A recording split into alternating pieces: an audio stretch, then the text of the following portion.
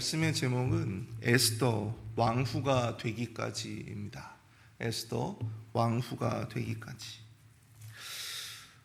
하나님의 이름이 거론되지 않고도 이 정경의 반열에 오른 두 성경책이 있는데요. 여러분들 그것이 무엇인지 혹시 아십니까? 하나님의 이름이 전혀 언급되지 않음에도 불구하고 우리가 읽는 그 정경의 반열에 오른 두 책이 있어요. 그것이 바로 아가서와 그다음에 에스더입니다. 특히 에스더서는요, 이 페르시아의 왕에 대한 언급이 에스더가 총 여러분들 절수를 이렇게 따져 보시면 167절이 된다고 합니다. 그런데 그 가운데 페르시아의 왕에 대한 기사가 왕에 대한 언급이 190차례가 소개되고 있는데 여호와 하나님에 대한 언급은 단 한 곳도 없다라고 하는 것입니다. 그럼에도 불구하고 에스더가 정경의 반열에 오르고 전통적으로 유대인들은 불임절에 이 에스더를 듣고 또한 에스더서를 암송한다고 하죠. 그럼 이토록 유대인들에게 에스더가 중요한, 또한 에스더라고 하는 이 성경책이 중요한 책인 이유가 무엇일까요? 그녀는 유대인 포로였음에도 불구하고 이 페르시아의 아수에로 왕의 후궁이 아닌 왕후, 정비죠, 정비. 이 정비로 간택된 아주 입지전적인 그런 인물이었습니다. 게다가 여러분들 우리가 모두가 잘 알고 있지만 이 총리 대신 하만에 의해서 페르시아 전 지역의 유대인들이 한날 한시에 모두 죽임을 당할 뻔하지 않았겠습니까? 그런데 그 음모를 깨뜨린, 오히려 이 하만의 목을 매달았던 여걸과 같은 존재가 바로 이 에스더였다라고 하는 사실이죠. 비록 에스더의 하나님이라고 하는 언급은 없지만 그럼에도 에스더가 정경이 된 까닭은 에스더 안에 하나님의 이름은 없지만 하나님의 일하심, 또 하나님의 섭리하심, 그것에 대한 많은 기사들과 또 그것을 느낄 만한 그런 많은 대목들이 존재하기 때문입니다. 하나님이 아니시면 도저히 일어나지 못할 일들이 이 에스더 안에서 많은 일들이 즐비하게 벌어지고 있다고 하는 것이죠. 바로 그 엄청난 일들의 시작이 바로 이 에스더가 와스디 왕후에 이어서 아수에로 황제의 정비가 되었다라고 하는 것, 왕후가 되었다라고 하는 것이었습니다. 오늘 새벽에는 에스더 왕후가 되기까지를 조명해 보고 그 과정에서 하나님 이 에스더를 통해 만들어 가신 여러 섭리들을 함께 살펴보고 은혜를 나누어 보고자 합니다. 첫 번째로 에스더 왕후가 되기까지 한 어리석은 왕의 후회가 있었다라고 하는 것입니다. 한 어리석은 황제의 후회가 있었다. 우리 1절과 2절을 보십시오. 그 후에 아수에로 왕의 노가 그침에 그가 행한 일과 그에 대하여 내린 조서를 생각하거늘 왕의 측근 신하들이 아뢰되 왕은 왕을 위하여 아리따운 처녀들을 구하게 하시되. 오늘 본문 1절에 그 후에라고 하는 단어가 있죠. 여기서 그 후에가 과연 무엇을 의미합니까? 와스디를 폐위하고 난 후 에스더가 새 왕후가 되기까지 무려 몇 년의 시간이 흘렀는지 아십니까? 바로 4년의 시간이 흘렀다고 하는 것이죠. 페르시아의 전 황후였던 이 와스디가 왕의 부름에 응하지 않았다라고 하는 이유만으로 폐위가 되고 4년의 시간이 흐른 후에야 에스더가 새로운 왕후가 되었어요. 그럼 그 4년의 그 공백기 동안 과연 아수에로 황제와 이 페르시아에는 무슨 일이 있었을까요? 그 4년의 시간 동안 바로 그리스 연합과의 대전쟁이 있었다라고 하는 사실입니다. 그 유명한 여러분들 살라미스 해전 여러분들 아시죠? 그리스 연합군과 그리고 이 아수에로 황제가 이끄는 이 수군 연합군들끼리 이 바다에서 지중해 이 바다에서 맞싸운 그러한 전쟁이 바로 이 살라미스 해전이죠. 그 살라미스 해전에서 승리할 거라고 자신만만했던 이 페르시아의 해군들이 모두 그리스 해군에게 참패를 당하게 됩니다. 이후에 페르시아는 점점 이렇게 쇠락의 길을 걷게 되었고 그리스 연합군들은 오히려 승승장구해서 시중에 새로운 맹주가 되게 되죠. 이 구군을 건 전쟁에서 대패를 하고 돌아온 바로 이 아수에로 황제가 여러분들 그 얼마나 그 마음에 착잡하고 그 얼마나 그 마음 가운데 후회가 자신의 이 그동안 해왔던 어떤 일들에 대해서 얼마나 큰 자책과 이 후회가 있었을까요? 여러분들 1절에서 왕의 노가 그침에라고 하는 구절이 있는데요, 사실 이 히브리어 원문의 느낌을 살려본다면 그의 분노가 가라앉았다, 그의 분노가 가라앉았다라고 우리가 해석해 볼 수가 있습니다. 이 4년의 시간 동안 여러분들이 와스디로 인해서 그 분노가 일지는 않았을 테니, 여러분들 4년의 시간 동안 전쟁을 치르고 다시 돌아와서 자신이 과거 했던 모든 일들을 다 복귀해 보았어요. 그때 아하수에로 황제의 감정선이 가라앉았다, 그 분노가 가라앉았다, 그렇게 우리가 이해해 볼 수 있는 것이죠. 그리고 그가 이 와스디와 그녀가 행한 일에 대해서, 그와 관련된 조서들에 대해서 생각했다, 그렇게 또한 이야기하고 있는데요, 여기서 이 생각하건을 히브리어 단어 자카르라고 하는 이 히브리어 말, 이것은 그냥 얼핏 떠오른 어떤 생각을 그저 내가 그냥 생각했다라고 하는 것이 아니에요. 무언가를 집중해서, 골몰하게 집중해서 그렇게 고민했다라고 하는 것이죠. 그런데 여러분들 이 전통적인 히브리어의 구약 해설서인 탈굼이라고 하는 책에 보시면, 또한 랍비들의 주석이라고 할 수 있는 미드라쉬라고 하는 그러한 책에 보면 이 구절을 뭐라고 해석하냐면, 그냥 어떤 생각하다라고 하기보다는 후회하다라고 그렇게 주석을 따서 번역을 하고 있음을 보게 됩니다. 전쟁에서 지고 왕궁으로 돌아온 후 와스디가 행했던 과거에 자신의 정비였던 와스디가 비록 자신의 말에 부름에 자신의 부름에 응하지 않아가지고 그가 폐위가 되긴 했지만, 그가 같이 살면서 했던 그런 선한 일들이 있었을 거 아니에요. 또 그녀와 함께 했던 그 모든 시간들이 있지 않겠습니까? 그 일들을 생각했던 거예요. 그녀와 사이에서 있었던 일들을 곰곰이 생각해 보면서 자신이 내린 그 처사를 후회했다고 볼 수가 있는 것이죠. 그러자 이 왕의 측근 신하들이 이 왕을 위해서 아리따운 처녀를 구하게 그렇게 간청했다라고 하는 것입니다. 유대 포로의 자손 에스더가 페르시아 제국의 왕후가 되기까지 그 첫 시작은요, 바로 이 아하수에로 황제의 후회로부터 시작되었다라고 하는 사실입니다. 비록 아하수에로 황제가 하나님을 믿고 섬겼던 사람은 아니었지만, 하나님은 세계 역사의 중심에 섰던, 그의 마음 가운데 깃들어 있었던 그 모든 후회라고 하는 감정들, 그것을 만지셨고, 또한 이 새로운 왕후를 찾고 간택하게 만든 주요한 원동력이 되었다라고 하는 사실입니다. 만약 아하수에로 황제가 후회하지 않고, 감정적으로 그가 우울해하지 않고, 그가 그저 의기양양 자신만만했더라면, 여러분들 과연 에스더를 새로운 왕으로 그렇게 간택할 수가 있었을까요? 그렇지 않았다는 것이죠. 여러분들, 우리가 이 분노, 또한 이 교만, 물론 우리 그리스도인들이 피해야 될 허물들이죠. 그러나 이러한 허물들도 하나님의 당신의 뜻을 이루어 가심에 있어서 어떻게 보면 그것이 하나의 또한 시작이 될 수가 있고, 또 그것이 어떤 역사의 또한 사건의 전환점이 될 수 있다라고 하는 사실을 우리는 기억해야 될 줄 믿습니다. 비록 우리에게는 부끄러움과 또한 이 후회로 남는 것이지만, 우리의 그러한 부끄러움과 후회를 또한 하나님은 당신의 아름다운 뜻을 이루어 가시는, 선한 계획을 이루어 가시는 재료로 사용하실 수 있음을 우리는 기억해야 한다라고 하는 것이죠. 베드로를 한번 생각해 보십시오. 제자들 가운데 나서기 좋아하고 자신은 절대 예수님을 배신하지 않을 것이라며 호언장담했던 바로 그 베드로, 그는 무려 3번이나 예수님을 모른다고 했고요, 나중에는 침을 뱉고 예수님을 저주했던 사람이었습니다. 예수가 죽은 후 그는 고향으로 돌아가서 다시 물고기를 잡는 어부의 삶으로 돌아가 버리고 맙니다. 그런데 자신에게는 더 이상 기회가 오지 않을 거라고 생각을 했던 것일 것 같아요. 얼마나 부끄럽고 또 얼마나 후회스러웠을까요? 그러나 부활하신 예수님은 그런 그를 위해서 직접 그를 찾아가십니다. 그리고 그에게 다시 기회를 주세요.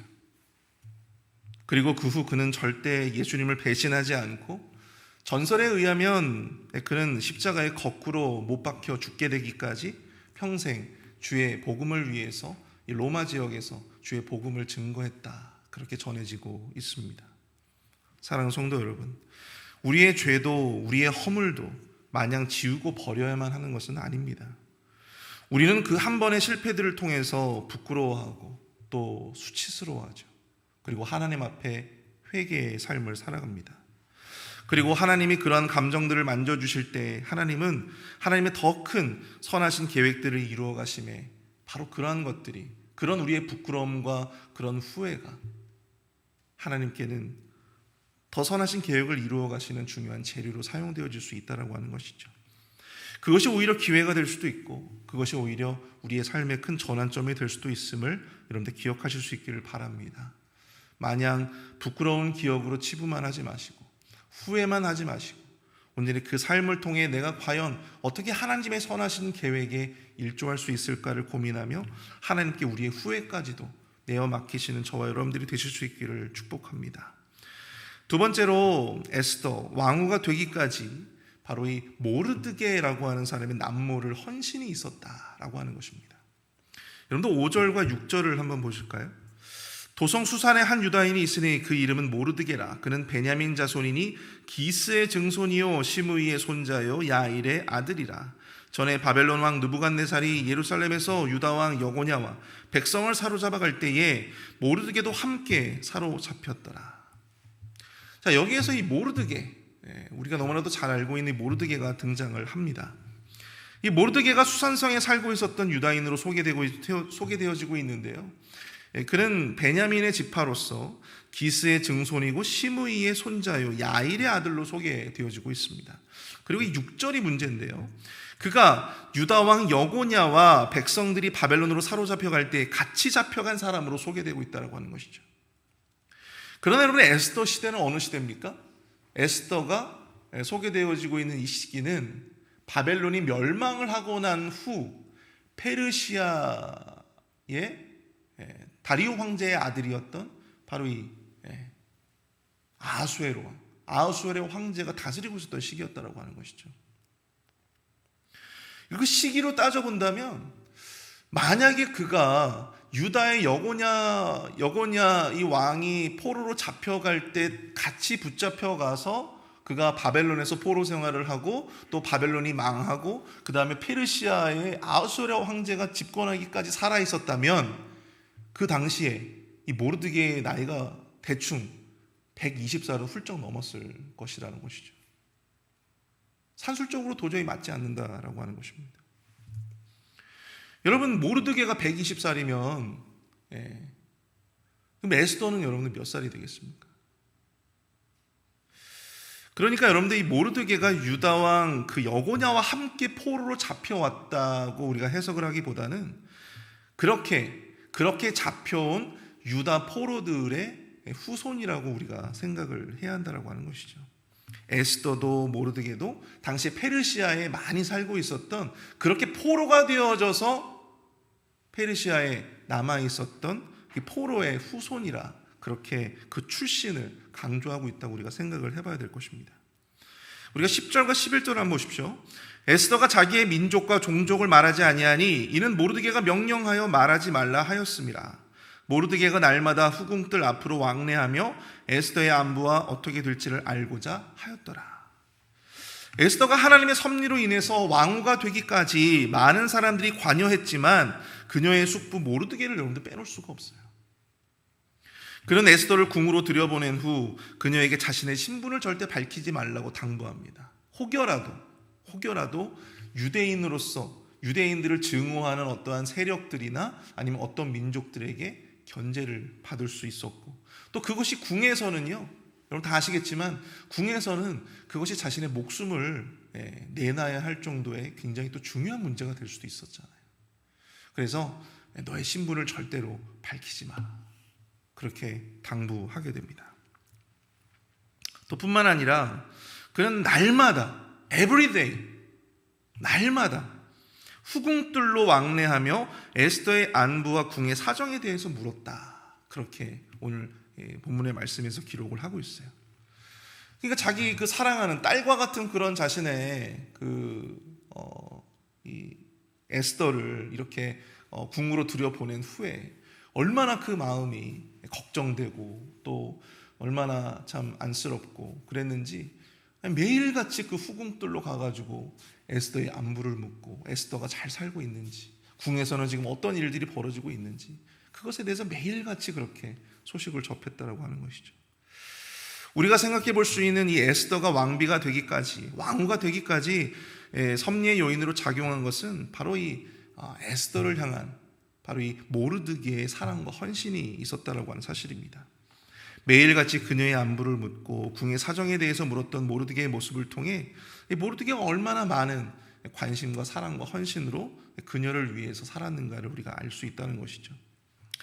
여러분, 에스더가 왕후가 되기까지 그녀 혼자서 예쁘고 그녀 혼자 잘나서 똑똑해서 그렇게 왕후까지 간택을 받았다는 것이 아닙니다. 수많은 보이지 않는 손길들의 돌봄이 있었다고 하는 것이죠. 사랑이 있었고 헌신이 있었다고 하는 것입니다. 바로 이 모르드게와 같은 사람들. 또한 이 궁 안에서는 헤게라고 하는 이 왕의 여자들을 감독하는 그러한 그 감독관의 눈에도 이 에스더가 눈에 들었다라고 하는 것이죠. 그의 이 은혜를 입었다라고 오늘 말씀은 기록을 하고 있잖아요. 이처럼 그녀가 왕후가 되기까지 수많은 사람들의 사랑을 받고 수많은 사람들의 관심과 돌봄을 받았어요. 수많은 보이지 않는 손길들의 돌봄이 있었다라고 하는 것이죠.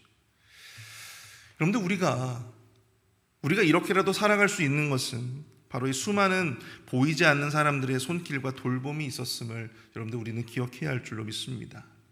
우리가 뭔가 이 작은 것 하나를 이루고 마치 자신이 다 한 것처럼, 내가 다 똑똑해서 다 된 것처럼 열심히 해서 된 것으로 생각하니 얼마나 큰 교만인지 우리는 깨달아야 한다고 하는 것이죠.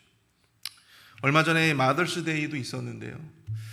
저도 참 이 미국에서 이렇게 사역자로서 이 미국에서 한인 교회에서 이렇게 섬기고 있는데, 제가 이렇게 섬기기까지 얼마나 많은 사람들의 또한 걱정도 있고 또 저를 위해서 기도해 주시는 분들이 있는지 저도 너무나도 잘 알고 있습니다. 여러 가지로 많이 부족함에도 불구하고 한 번도 저에게 막 하대하시는 분은 없었어요. 우리 성도님들 늘 목사님 그렇게 불러주시고 또 저를 위해서 기도해 주시는 많은 또 성도님들이 계셨고, 또 부목사로서 참 늘 부족함에도 불구하고 늘 인내해 주시고 참아 주시는 우리 담임 목사님, 그 모든 분들의 이 참 수많은 돌봄과 또한 그런 것들이 있었기에 또 제가 이렇게 사역을 하고 있지 않나 생각이 다시 한번 들어지게 됩니다. 여러분들, 세상에서 가장 강력한 무기라고 불리는 핵무기 다음으로 가장 강력하다라고 하는 게 뭔지 아십니까? 바로 여러분들 항공모함이잖아요. 항공모함. 그 항공모함도요, 전쟁에 나설 때는 결코 혼자 나가지 않습니다. 항공모함 한 척이 그냥 용감무쌍하게 그렇게 혼자 전쟁에 나가는 그런 전쟁은 세상에 없습니다. 주변에 호위함도 있어야 되고요, 전투함도 있어야 되고 또 보급함도 있어야 돼요. 아무리 똑똑하고 잘난 사람도 결코 혼자 갈 수는 없습니다. 함께 가야 합니다. 도우며 도움을 받으며 그렇게 살아가는 것입니다. 비록 흠 많고 하자 많은 인생도 이토록 살아갈 수 있는 것은, 이 정도까지라도 우리가 살아갈 수 있는 것은 주변에 보이지 않는 손길들의 섬김과 돌봄, 그 사랑이 있었음을 우리는 결코 잊지 말아야 합니다.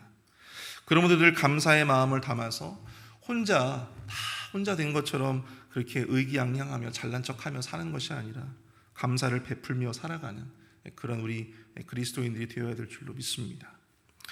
우리 마지막으로 에스더 왕후가 되기까지 그녀에게 어떠한 섭리가 있었는가? 바로 능력을 뛰어넘는 하나님의 은혜가 그의 삶에 깃들어 있었다라고 하는 것이죠. 우리 12절과 13절을 한번 보십시오. 처녀마다 차례대로 아하수에로 왕에게 나아가기 전에 여자에 대하여 정한 규례대로 12달 동안을 행하되 6달은 몰약기름을 쓰고 6달은 향품과 여자에게 쓰는 다른 물품을 써서 몸을 정결하게 하는 기한을 마치며, 처녀가 왕에게 나아갈 때는 그가 구하는 것을 다 주어 후궁에서 왕궁으로 가지고 가게 하고. 궁에 들어간 에스더는요, 무려 이 1년의 시간 동안에 자신의 몸을 단장합니다. 이런 황제의 침소에 들어가는 거예요. 네. 황제의 침소에. 황제의 침소로 들어가기까지 한 여자가 무려 몇 년을 준비한다고? 1년을 준비하는 거예요. 1년. 6개월 동안에는요, 자기 온 몸에다가 몰약의 기름을 바르고, 그리고 또 6개월 동안에는요, 또 다른 향품으로다가 자신의 몸을 단장하는 거예요. 이렇게 몸을 준비하고 그렇게 불려간 왕궁의 수많은 여자들이 이제 왕의 침소로 드는 것입니다. 그래서 왕의 승은을 입게 되는 것이죠. 그리고 이때 그 여자가 왕에게 승은을 입고 또 왕의 기쁨을 주기 위한 여러 가지 많은 물품들을 또한 이렇게 준비를 해 주었다고 합니다. 근데 여러분, 이렇게 많은 여자들이 왕과의 잠자리에 들어섰지만 왕이 그 이름을 불러주고 왕이 기뻐하지 않으면 결단코 그 이후부터는 왕의 승은을 입지 못하게 되는 거예요.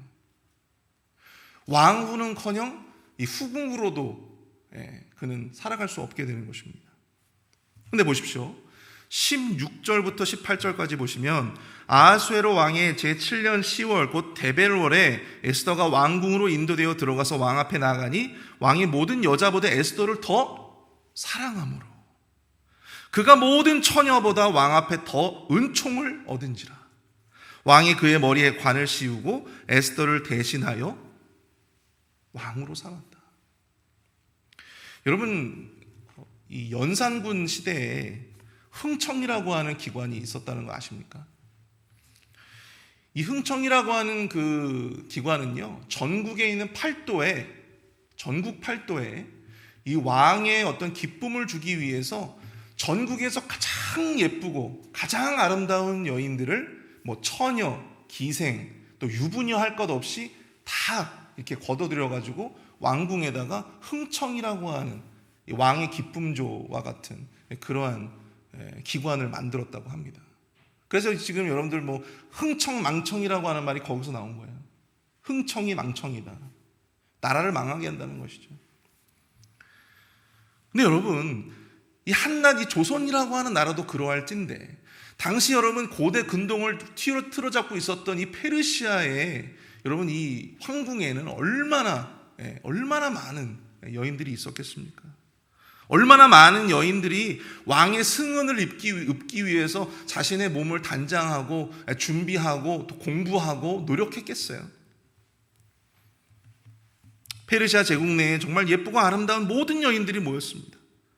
얼마나 많은 준비를 했겠습니까? 근데 여러분 17절을 보세요. 왕이 모든 여자들보다 에스더를 더 사랑했다. 모든 처녀보다 왕 앞에 더 큰 은총을 입었다. 물론 여러분들 에스더가 왕후가 되기까지 그녀 스스로도 많은 노력들을 했을 거예요. 1년 동안 자신의 몸을 온갖 기름과 온갖 향품으로 바르고 자신의 몸을 단장했을 것입니다. 여러분, 이 에스더가 준비를 하지 않았겠습니까? 근데 여러분, 그렇게 많은 준비를 한다 할지라도 왕의 눈에 사랑을 입고 왕의 눈에 들었던 사람은 누구 한 사람밖에 없었냐면 바로 에스더 한 사람밖에 없었다는 거죠. 잠언 16장 9절에 이런 말씀이 있습니다. 사람이 마음으로 자기의 길을 계획할지라도 그의 걸음을 인도하시는 이는 여호와시니라. 우리가 아무리 준비하고 우리가 아무리 열심을 다해도 하나님이 거기에 은혜의 그 한 방울을 떨어뜨려 주지 아니하시면 우리의 노력과 우리의 그 모든 준비는요 다 허사가 되는 거예요. 우리가 무언가 원하는 것을 갖기 위해서 혹은 누군가가 되기 위해서 누구보다 성실하고 열심히 준비하고 열과 성의를 다해서 그것을 준비하지만 거기에 하나님의 뜻이 미치지 않고 또한 거기에 하나님의 은혜가 미치지 않는다면 여러분 그것은 아무것도 아닌 것입니다. 그것을 이루시는 여호와 하나님의 은혜를 우리가 입어야 한다라고 하는 것이죠. 제가 말씀드리는 것은 그렇다고 우리가 뭐 아무런 준비나 노력의 과정이 없이 요행만을 바라고 감나무 밑에서 입만 쩍 벌리면서 감이 떨어지기만을 기다려라 이것이 아닙니다. 우리의 능력과 열심도 굉장히 중요하죠. 여러분 에스더도 누구보다 열심히 준비의 과정을 거쳤습니다. 그러나 그녀는요 내시가 정한 것 외에는 왕의 눈에 들기 위해서 그 어떤 것도 요구하지 않았다라고 성경은 기록하고 있어요. 오직 자기 자신만으로 왕 앞에 나아갔습니다. 그녀가 그럴 수 있었던 것은 아무리 왕의 기쁨을 주기 위해서 왕의 눈에 들기 위해서 내가 많은 준비를 하더라도 하나님이 함께하지 아니하신다면, 하나님이 은혜와 섭리가 그녀에게 없다면 여러분 그 모든 것이 다 허사임을 그녀가 누구보다도 잘 알고 있었기 때문이죠. 사랑하는 성도 여러분, 에스더, 유대인이자 포로였던 그녀가 당시 최강대국 페르시아의 왕후가 되기까지 얼마나 많은 사람들을 통해 하나님의 섭리가 그녀의 인생에 닿게 되었는지를 우리는 살펴보았습니다. 나의 나됨은 결코 나 혼자만으로 가능하지 않았음을 우리는 이 에스더의 기사들을 통해서 깨닫게 되어집니다. 하나님이 우리와 함께 하셨고 또 수많은 사람들을 통해 하나님은 당신의 섭리를 이루어 가셨음을 우리는 깨달아야 될 줄로 믿습니다. 우리 시간 함께 기도하실 때 우리의 후회와 허물까지도 이 하나님의 선하신 섭리의 역사의 재료가 되어줄 수 있도록 인도해 주시옵소서. 나의 나됨에 수많은 사람들의 헌신과 사랑, 보이지 않는 돌봄이 있었음을 깨닫게 하여 주시고 우리 스스로 교만하지 않도록, 또한 나의 모든 삶의 영역에서 하나님의 은혜로 된 것임을 깨닫는 그러한 겸손한 인생이 될 수 있도록 인도해 달라고 이 시간 함께 기도하며 나아가도록 하겠습니다. 함께 기도합니다.